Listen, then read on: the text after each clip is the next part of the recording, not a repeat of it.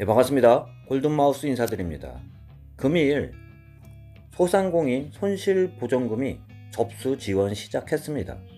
그만큼 어려웠던 소상공인이 조금은 숨통이 트일 것 같은데요. 금일은 기획재정부 자료에 따라 서민생활안전을 위한 긴급 민생안전 10대 프로젝트를 발표를 했습니다.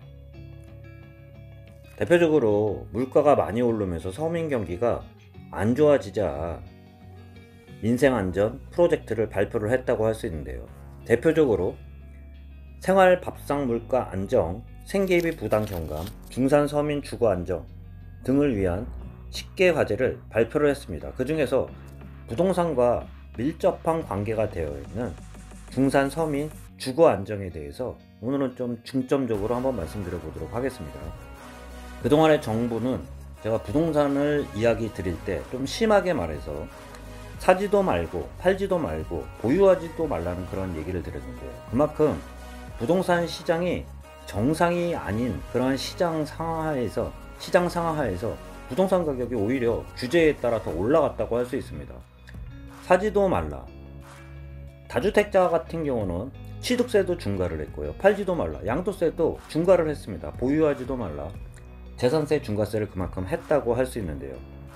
중산 서민 주거 안정에 대해서 한번 말씀드려보면 윤석열 정부가 취임한 이후에 양도세 중과 같은 경우는 배제가 되면서 일시적으로 5월 10일 취임 이후 1년 동안은 중과를 배제를 했었는데요. 그와 더불어 일시적 1가구 2주택 같은 경우도 갈아타기 수요라고 할 수 있습니다. 그 갈아타기 수요 같은 경우도 취득세를 중과를 배제 발표를 했습니다. 취득세 같은 경우도 그동안 중과세 같은 경우는요, 2주택자는 8%, 3주택 같은 경우는 12%로 내면서 기존보다도 굉장히 크게 냈다고 할 수 있는데요. 기존의 취득세가 1%, 3% 구간 내에 정해졌다고 하면 1가구 3주택자는 12%로 과하게 냈다고 할 수 있습니다. 단지 조정대상 지역이나 조정대상 아닌 지역에 차별이 있었지만요. 조정대상이 아닌 지역 같은 경우는 2주택까지는 기본 세율이 적용이 됐고요. 3주택부터 8%, 4주택부터 12%를 중과를 했다고 할 수 있는데요. 이러한 상황 자체를 일시적 1가구 2주택 같은 경우는요.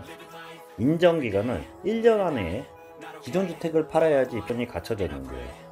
부동산 시장 같은 경우는 1년 안에 팔 수도 있지만요. 기본적으로 생필품을 사는 게 아니라 전 재산을 투자하고 왔다 갔다 하는 그런 금액이 큰 부동산 같은 경우는 1년 안에 팔라고 해도 안 팔리는 경우들이 있습니다. 특히 지금과 같이 부동산이 계속 상승한 상태에서요. 매물은 다시 중과세가 배제가 되면서 물건들은 조금씩 나오고 있지만 매수자들의 그만큼 급등 피로감에 따라 거래량은 줄고 있는데요. 이러한 상황 자체에서는 1년 안에 파는 게 굉장히 힘들다고도 할 수 있습니다. 그렇기 때문에 기본적으로 기존 일시적 1가구 2주택 인정 비율을요, 취득세 같은 경우도 1년에서 2년을 확대를 했다고도 할 수 있습니다. 그만큼 조금은 파는데 기간적으로 좀 여유가 생기면서 숨통은 터졌다고 할 수 있는데요. 이러한 상황 자체는 시장이 정상적으로 돌아가는 그러한 양상이라고도 할 수 있습니다. 양도세 같은 경우도 중과가 그만큼 심했다고도 할 수 있습니다. 기본 세율에서 1가구 2주택 같은 경우는 조정 대상 지역에서 플러스 20%, 1가구 3주택자는 30%, 최고 세율 지방세까지 포함해서 82.5%, 너무 과도한 양도세가 매겨지자 다주택자들의 매물들이 안 나오기 시작하면서 새로운 정부가 취임을 하면서 바로 첫 번째 부동산 공약으로 양도세 중과를 발표했다고도 할 수 있는데요. 그만큼 시장이 정상화를 시작하는 그런 과정이라고도 할 수 있습니다. 그와 더불어 대출 규제가 그만큼 심해졌었는데요. 이번에 발표한 조치들에 따르면 금융 접근성을 좀 반영을 확대하겠다는 그러한 내용도 담겨져 있습니다. 단지 생애 최초 주택 구입자에 한해서 발표를 했기 때문에 일시적으로 옮기는 수요 같은 경우는 해당은 안 되겠지만요. 생애 최초 주택 구입자 같은 경우는 LTV를 완화하고요. DSR 장래 소득 반영을 확대한다고 밝히고 있습니다. 생애 최초 주택 구입 가구 LTV를 상한을 완화를 해서요. 기존 60에서 70%에서 80%로 완화하겠다고 발표를 했습니다. 3분기 안에 시행을 하겠다고 밝히고 있는데요.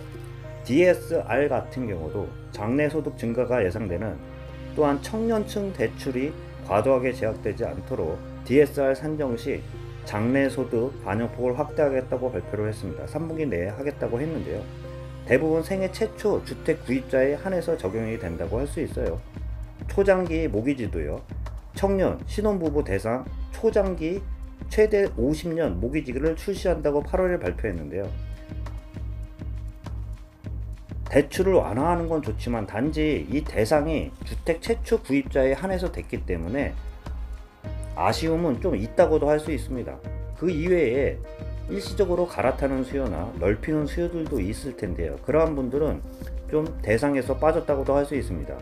또한 지금까지는 보유하지도 말라고 하면서 그만큼 규제를 강화를 시키면서 다주택자는 팔라는 정책들을 많이 썼는데요. 부동산 가격이 그만큼 크게 오르면서 공시시가가 매년 급등을 하면서 부동산 보유세가 굉장히 강화가 됐어요. 그러다 보니까 재산세나 종부세가 부담이 된다고도 할 수 있었는데요. 이번에 발표한 부동산 완화 같은 경우도요. 공시가격 상승에 따른 세부담을 2020년도 수준으로 환원을 추진하고 있습니다. 단지 보유세를 완화하는 게 1가구 1주택에 한해서 그러한 환원 조치를 추진한다고도 할 수 있습니다. 다주택자는 해당이 안 된다고 할 수 있는데요. 보유세 1세대 1주택 실수자의 보유세 부담이 가격 급등 이전 2020년 수준으로 환원될 수 있도록 보유세제를 개편을 추진하고 있습니다. 3분기 안에 하겠다고 발표를 하고 있습니다. 현 공시가격 현실화 계획 재검토를 위한 연구 용역을 즉시 착수하여 연내 보완 방안을 확정하여 23년 가격 공시분부터 적용한다고 밝히고 있습니다. 보유세 관련 개편 추진 사항들을 보면 재산세는 2022년 대신 2021년 공시가격을 적용을 하고 있다고 밝히고 있는데요. 적용을 하겠다고 밝히고 있습니다. 1주택 이하 1세대 1주택은 특례세율 적용해서요. 2022년 재산세 부담이 좀 덜 하게끔 2020년도 대비로 축소하겠다고 밝히고 있습니다. 종부세도 같은 추진 사항을 밝히고 있는데요. 2022년 대신 2021년 공시가격을 적용하고요. 공정시장가액 비율 같은 경우는 현 100%를 인하해서요. 공정시장가액 비율 조정은 종부세 부과 고지 11월 전에 조정폭을 확대하여 시행을 추진하고 있습니다. 대략적으로 말씀드린 것처럼 서민생활 안전을 위한 긴급 민생안전 10대 프로젝트를 보면 대표적으로 부동산과 많은 관련이 있는 중산 서민 주거안정대책을 보면 그동안 사지도 말고 팔지도 말고 보유지도 말라고 이렇게 좀 과하게 기존 전 정권에서는 부동산 규제를 가했다고 하면은 지금은 사는 사람도 살 수 있게끔 하고요. 팔 수 있는 사람도 팔 수 있게끔 하면서 보유세도 너무 부과가 부담되지 않게끔 시장이 정상적으로 작동할 수 있는 그러한 대선 때 공약으로 발표한 부동산 시장 정상화 작업이라고 할 수 있는데요. 기본적으로 부동산 가격이 올라가도요. 부동산 시장 내에서 부동산 시장 원리에 따라 수요와 공급의 원칙에 따라 올라가면 올라가고요. 떨어지면 떨어져도 부동산 시장 원리에 따라 그렇게 됐다 그러면 반발은 덜 했을 텐데요. 결론적으로 오르는 가격 내에 규제만 가하다 보니까 역설적으로 오르는 폭이 더 커졌다고 할 수 있습니다. 부동산 시장의 정상화는 꼭 필요한 작업이면서 지금 새로운 윤석열 정부 하에 부동산 시장이 정상화 작업으로 찾아가는 과정이라고도 할 수 있습니다. 기본적으로요. 좀 아쉬운 정책들은 있지만 1가구 1주택자들이나 생애 최초 주택 구입자에 한해서 완화하는 발표들이 많이 나오고 있다고도 할 수 있는데요. 기본적으로 살 수 있는 사람은 사고요. 팔 수 있는 사람은 팔 수 있는 부동산 시장 하에서요, 부동산 가격이 올라도 오르고 떨어져도 떨어져야지 그게 부동산 시장이 정상화로 가는 그러한 부동산 시장의 시초라고도 할 수 있습니다. 오늘은 서민 생활 안전을 위한 긴급 민생 안전 10대 프로젝트에 대해서도요, 부동산에 관련된 중산 서민 주거 안정에 대해서 중점적으로 한번 말씀드렸습니다. 참고하시길 바라면서 영상 마치도록 하겠습니다. 골든마우스였습니다.